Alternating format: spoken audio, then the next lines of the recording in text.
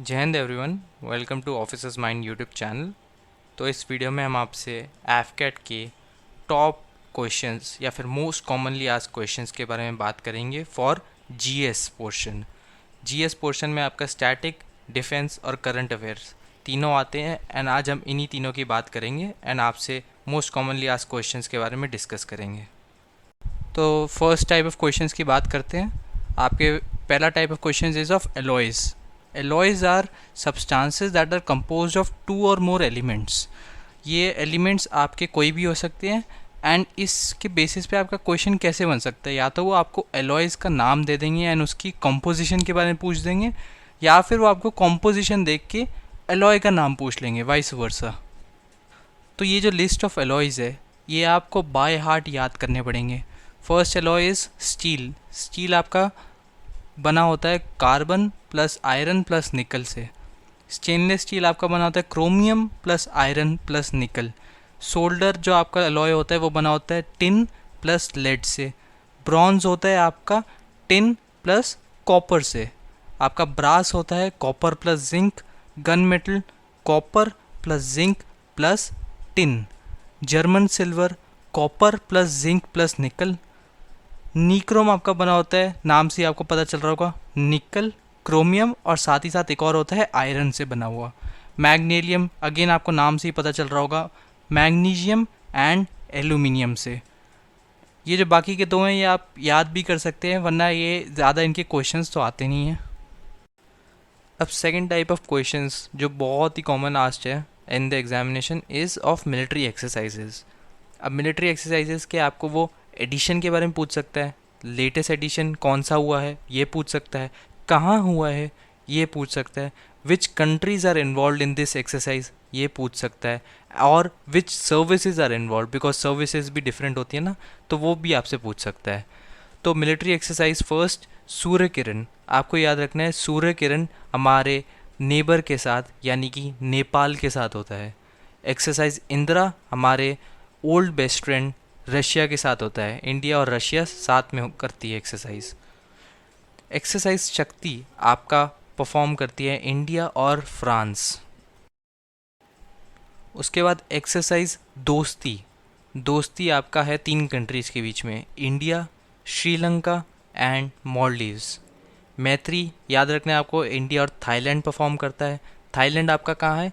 Thailand is a country in south east Asia, ASEAN का part भी है Thailand. Exercise Garuda शक्ति आपका इंडिया और इंडोनेशिया करती है। Indonesia is also a South East Asian country. Exercise desert knight आपका 3 कंट्रीज़ करती है, इंडिया, फ्रांस और यूएई। सिमिलर टू एक्सरसाइज दोस्ती जो आप 3 कंट्रीज़ परफॉर्म करती थी, exercise desert knight is also conducted between 3 countries, India, France और यूएई। एक्सरसाइज वरुणा फिर से आपका इंडिया और फ्रांस के बीच में है। एक्सरसाइज बोल्ड कुरुक्षेत्र इंडिया और सिंगापुर के बीच में है। आपका एक्सरसाइज लैमिटिए इंडिया और सेचिलिस परफॉर्म करती है। विनबैक्स इंडिया और वियतनाम, अब आप विनबैक्स को वी से रिलेट कर सकते हो, इंडिया और Vietnam. Exercise tiger Trump India और यूएसए परफॉर्म करती है। एक्सरसाइज अल नगा आपको देखने से ही पता चल रहा है कि यार कोई अरेबिक कंट्री है, इंडिया और ओमान परफॉर्म करती है। मित्र शक्ति again with Sri Lanka. Exercise cyclone with Egypt. ये सब आपको नाम स्पेशली और उनके कंट्रीज़ याद रहने चाहिए, बिकॉज एग्ज़ाम में डायरेक्ट क्वेश्चंस आते हैं इनसे। The third type of questions which are asked is of agricultural revolutions. Revolutions आपको वैसे ही पता होगा, revolution refers to a change. Agricultural revolution refers to an event जिस इवेंट ने उस एग्रीकल्चरल फील्ड की प्रोडक्शन पे ज़्यादा इम्पैक्ट लाया है, which is a positive impact, यानी उसका प्रोडक्शन बहुत ही बढ़ा दिया है। सो सबसे पहला एग्रीकल्चर रेवोल्यूशन हम बात करने वाले हैं जिसकी which is the black revolution. Black revolution आया था आपके पेट्रोलियम प्रोडक्ट्स के लिए। Petroleum products, crude oil, coal, इस सब को revolution is referred to as black revolution. Similarly red revolution, red revolution refers to meat products as well as tomato. अब भी देखो आपको कलर से याद रखना पड़ेगा, red tomato, red meat. Similarly pink revolution आपका stands for poultry products, P से पिंक, पी से पोल्ट्री, आपको ऐसे याद रखना होगा। ब्लू, ब्लू से आपको वैसे ही पानी याद आता होगा। Blue is for aquatic produce, sea food आपका जो होता है। So blue stands for aquatic produce. Gold आपका honey. Grey is for fertilisers.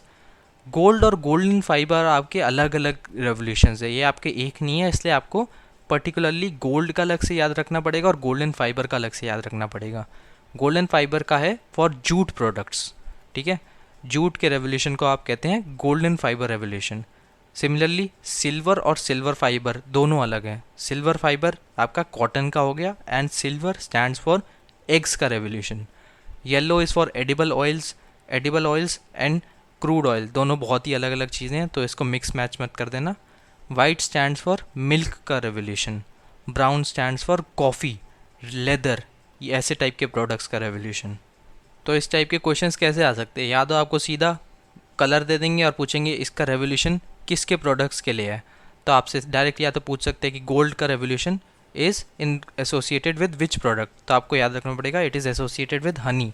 या फिर आपको वो पूछ लेंगे कि हनी का रेवोल्यूशन को क्या कहते हैं, आपको नाम भी याद रखना पड़ेगा, गोल्ड रेवोल्यूशन। अब आपके चलते हैं फोर्थ टाइप ऑफ क्वेश्चंस पे, which is of vitamins and there types, ठीक है।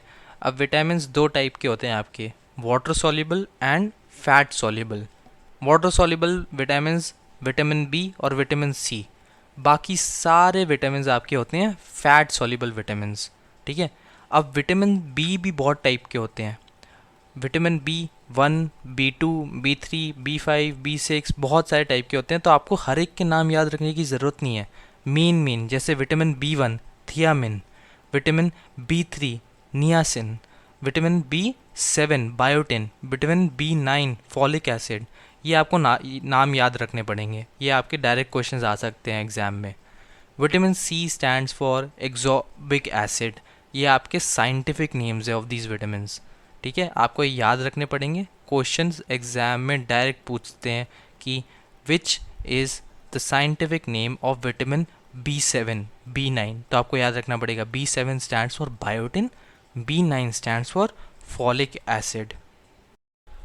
अब हम आते हैं नेक्स्ट टाइप पे, which is international institutions. International institutions like United Nations, World Health Organization, International Monetary Fund, इन सब का ना आपसे हेडक्वार्टर्स पूछ सकते हैं, डायरेक्ट क्वेश्चन आ सकता है इससे, तो ये हेडक्वार्टर्स याद करने आपके लिए बहुत ही ज़्यादा इंपॉर्टेंट है। यूनाइटेड नेशंस का headquarter is at New York USA। World Health Organization का headquarter is at Geneva Switzerland. International Monetary Fund का headquarter is again at USA but at Washington DC। UNESCO का headquarter is at Paris France. Food and agricultural organization का headquarter is at Rome Italy. World Intellectual Property Organization again at Geneva Switzerland. World Meteorological Organization again at Geneva Switzerland. International Labour Organization is also at Geneva Switzerland and World Trade Organization is also at Geneva Switzerland. Commonwealth of Nations आपको याद रहना चाहिए London UK and International Olympic Committee, Olympics अभी चल रहे हैं तो इसका याद रखना is very important, it is at Lausanne Switzerland. Because आपके आजकल ओलंपिक्स चल रहे हैं तो ओलंपिक्स से क्वेश्चन आने की प्रॉबिलिटी बहुत ही ज़्यादा है, तो ओलंपिक्स के बारे में आपको कुछ चीज़ें हैं जो आपको माइंड में बिठा के रखनी है। सबसे पहले आपसे इस एडिशन के बारे में पूछ सकते हैं, ये edition which is 2024 edition of Olympics is being held at Paris France. ये पेरिस का थर्ड टाइम है होस्टिंग द ओलंपिक्स। पहले पेरिस में जब ओलंपिक्स होस्ट किया गया था इट वाज 1900 एंड उसके बाद 1924, फिर एग्जैक्टली 100 ईयर्स बाद इन 2024 it is the third edition being hosted by Paris France. आपके जो ओलंपिक्स है ये 26 जुलाई से 11 अगस्त 2024 तक चलने वाले हैं। ओलंपिक्स का मोटो भी आपको याद रहना चाहिए, motto of Olympics is citius altius fortius communiter which stands for faster higher stronger together. अब बात करते हैं हिस्ट्री ऑफ ओलंपिक्स की। ओलंपिक्स आपके स्टार्ट हुए थे 1896 में, पहला एडिशन हुआ था 1896 में एट एथेंस ग्रीस में, ठीक है। 1900 में it was the first time when women participated in the Olympics and it was the first time when India participated in the Olympics. आपको याद रखना होगा. 1928 में it was the first time when a symbolic flame made its appearance. It was in Amsterdam, Netherlands.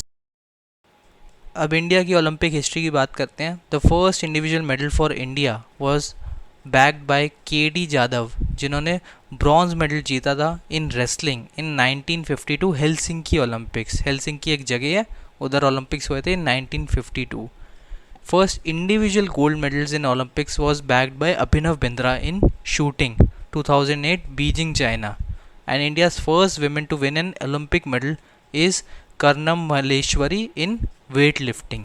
अगर आपसे पूछे first Indian born athlete to win an Olympic medal, it was Norman Pritchard. उन्होंने 1900 में पेरिस ओलंपिक्स में medal जीता था, but he wasn't an Indian citizen at that time. एक और क्वेश्चन जो आपसे पूछ सकते हैं, which is what is the order of sequence of colours in the Olympic games logo. Rings कौन से कलर की आपके ऑर्डर पूछ सकते हैं. First ring is blue, then yellow, black, green and then red. अब ये जो रिंग्स है ये डिफरेंट कॉन्टिनेंट्स को रिप्रेजेंट करती है, the continents that take part in the Olympics. Blue stands for Europe, yellow represents Asia, black represents Africa, green represents Australia and red represents America. ये आपको याद रखना है. एक और छोटा सा टॉपिक जिसके बारे में क्वेश्चन पूछ सकते हैं, वेदास. वेदास आपके 4 डिफरेंट टाइप्स के होते हैं, ऋग्वेदा, समवेदा, यजुर्वेदा एंड अथर्ववेदा. एक छोटा सा क्वेश्चन आपसे ये पूछ सकते हैं कि what do these Vedas represent. Rigveda आपकी होती है कलेक्शन ऑफ हाइम्स, ठीक है, 1028 हाइम्स है, Rigveda represents that. Samaveda is a book of mantra related to music. Yajurveda represents book of sacrificial prayers and Atharvaveda represents magical formulae, spells for healing. ये छोटा सा एक क्वेश्चन बन सकता है, तो मैंने बता दिया. अब चलते हैं इस वीडियो के लास्ट टाइप ऑफ क्वेश्चंस पे, which is sustainable development goals. Sustainable development goals are a set of 17 goals. ठीक है, ये जो गोल्स हैं, these are goals that were set by United Nations Conference on Sustainable Development. ये goals आपके form हुए थे रियो डी जेनेरियो में इन 2012. ठीक है, इन गोल्स का जो ऑब्जेक्टिव्स है, it is to meet the urgent environmental, political, economic challenges faced around the world. A total of 17 sustainable development goals हैं.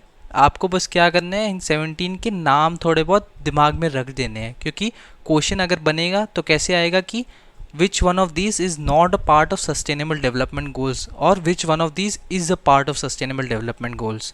ठीक है, तो पहला sustainable development goal is no poverty, second is zero hunger, third is good health and well being, fourth is quality education, fifth is gender equality, sixth होता है आपका clean water, seventh है आपका affordable and clean energy, eighth है आपका decent work and economic growth, ninth है आपका industry, innovation and infrastructure, tenth है आपका रिड्यूस्ड इनइक्वालिटीज़, 11th है आपका sustainable cities and communities, 12th है responsible consumption and production, 13th is climate action, 14th is life below water, 15th is life on land, 16th आपका है peace, justice and strong institutions and 17th आपका है partnership for the goals. इन सब के बस आपको नाम एक बार दिमाग में बैठा लेने हैं. अगर क्वेश्चन आया तो वो एक छोटे से फॉर्म में आएगा कि यार इनमें से कौन सा सस्टेनेबल डेवलपमेंट गोल है और कौन सा नहीं है. या फिर एक और क्वेश्चन बन सकता है कि how many types of sustainable development goals are there. There are 17 goals and who created the sustainable development goals, United Nations. ये सब चीज़ें आपको याद रखनी है, इसके बाहर से क्वेश्चन आने के chances is very low. For more such content on defence, written examinations plus SSB, you can follow us on the given links. These links are also uploaded in the description of the video. Jai Hind.